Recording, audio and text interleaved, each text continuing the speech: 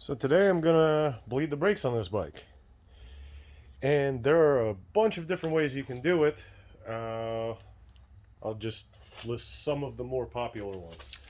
So you can use a setup like this with a catch bottle and a hand pumped vacuum pump. You can use a syringe and a hose to push fluid up from the bottom.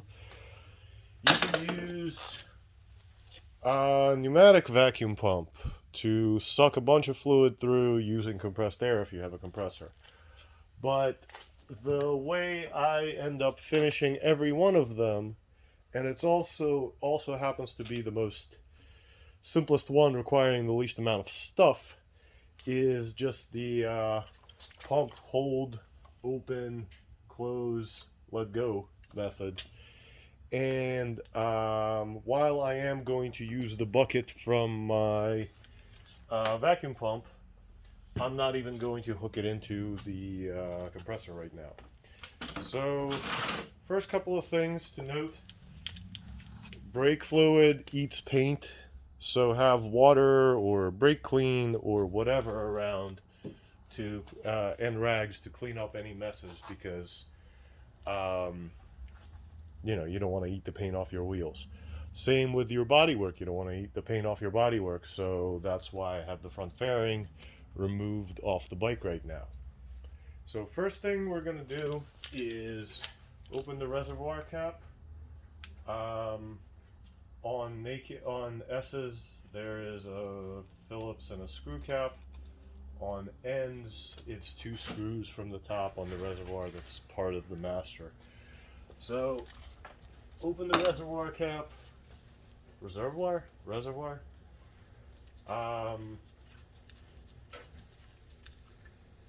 Remove the cap, then remove the secondary cap and the rubber diaphragm. If you notice, mine is all chewed up. That means it's probably time to replace that. Means last time I did this, I didn't get it lined up quite well.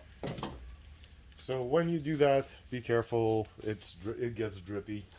So put it aside somewhere where you can't knock it over and ruin your floor, paint, etc. So this reservoir, it might be kind of hard to see, but it's kind of gunky and yellow, and the fluid in it is kind of getting brown. So I would think about replacing one. Unfortunately, I don't have one on standby because it's very rare that I get a good one from a parts bike.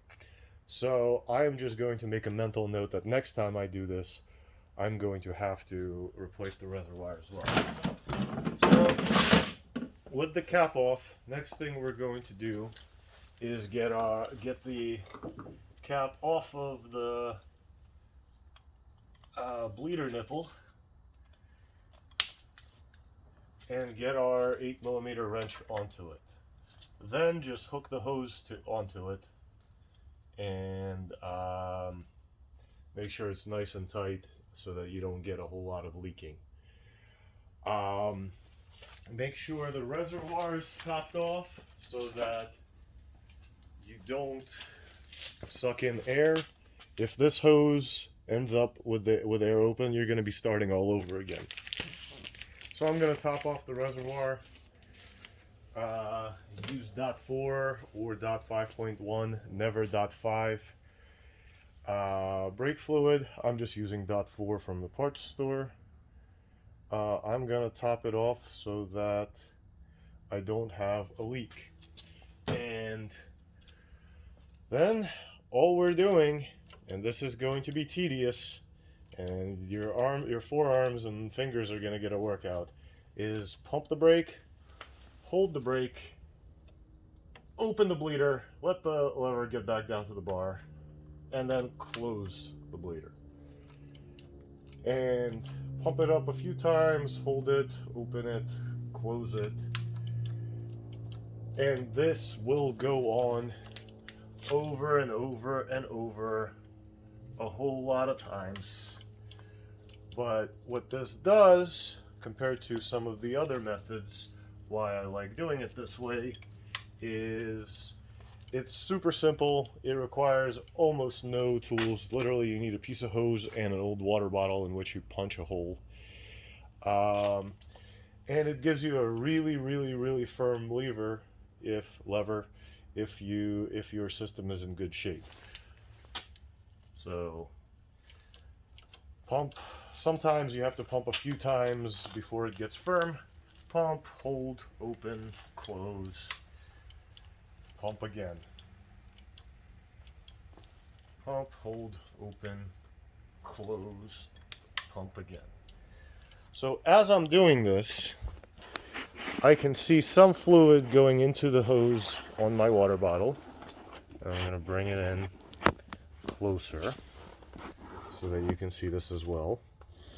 You're going to see some fluid coming down through the hose. Pump, open, some fluid comes out, close, pump, etc. And you go on and keep doing this for quite a while. Make sure the top reservoir is topped off. Like basically every time I go to pump, I take a look and see that there's nothing, that there's enough fluid in there. So pump, open, close, pump, pump, pump, pump, etc. After a little while, switch over to the other side. When you start seeing cleaner fluid come through, in my case, all this fluid isn't particularly dirty anyway.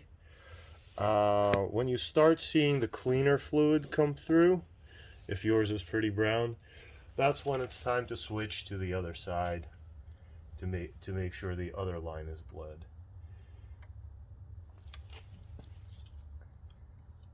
If you end up needing to reset the wrench, make sure you hold the lever until you close it, because as soon as you let go, it's kind of actually going to suck air back into the system. Now, do the left side, the right side, then the left side, then the right side. I'm not really trying to make this a 20-minute video, but this is a little bit tedious. Now, if after all that you still have a very mushy lever, here's a couple of things to take a look at. Here's a couple of things to consider. So it may be that you have air trapped here or over here in the banjo bolt. So the way to bleed the banjo bolt, it's a little messy if you don't have a bleeder screw on it, but it's basically just get a rag all around it, hold the lever, and then crack the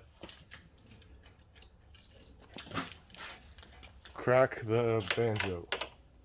So I would basically just wrap up the area in a towel, set my wrench, pump up, pump up, pump up, open it, just crack it just a little bit, and then tighten it. You're going to have some fluid come out somewhere over here, so be ready with the brake clean. I'm not going to do it because this brake system feels pretty good. Now, another reason why your lever is mush, even though you've bled it over and over and over. It could be because these bikes are, in my case 18, but in some cases 22 years old for the 99s. And if you have rubber lines from 20 years ago, those rubber lines, rather than sending all that pressure into the caliper to push in the pistons, those rubber lines are just expanding. And you can almost see it watching some older brake lines. You can just see the rubber line kind of getting fatter as you squeeze the lever. So consider switching to braided lines. No specific product recommendations. I personally just run whatever braided lines I happen to take off whatever bike I was last taking apart. And then lastly, if you have braided lines, if you've tried bleeding the master, bleeding at the master, if you're still getting an absolute mush for a lever, like if you look, no matter how hard I can squeeze this, I can't get this to go to the bar. The last two things may be needing to rebuild the master and the caliper. In that case, it could be a seal going bad in the master. If the lever is crunchy, like if you feel like notchiness as you're squeezing, like it could be you need to open to remove the pivot bolt and grease the pivot bolt. If you fail to, if you've done everything and you still have mush, it could be the master needs to be rebuilt.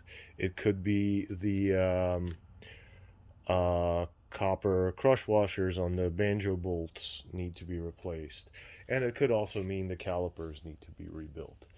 Going over an entire brake system service might take me a very long time. So I'm just going to leave you with that for now. When you're done, obviously put the cap back on. Make sure the diaphragm is collapsed. It actually needs to be in its collapsed state so that as the pads wear, the vacuum can pull it down so that it fills up the void in the reservoir, so that you don't have a vacuum forming. Put the cap back on. In my case, I'm gonna go look for a replacement diaphragm so that I'm not sure what this damage is, but it can't be healthy for that reservoir, especially seeing how the lip is all yellow. So I'm guessing that a lot of my fluid browning is because of that. So yeah, that's how I bleed the brakes. Obviously, you know, there are more ways to do that than just this. If I need to fill up a system, I prefer the syringe method. If I need to just move fluid through, I might do it with the suction tool and just pumping the brake. And then after I'm done, I will finish it off with the pump, hold, open, close pump method. So, hope you enjoyed that. If you want to see something else, leave me a message in the comments. If you want to see more of this, or more of me struggling with bikes in general, feel free to hit the subscribe button. And yeah, hope that helps somebody.